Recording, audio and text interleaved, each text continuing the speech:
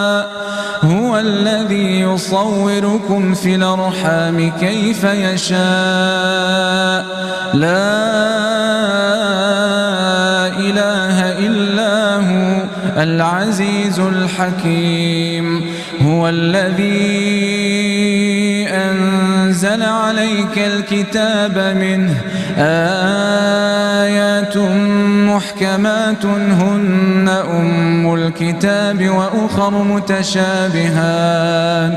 فأما الذين في قلوبهم زيغ فيتبعون ما تشابه منه ابتغاء الفتنة وابتغاء تاويله وما يعلم تاويله إلا الله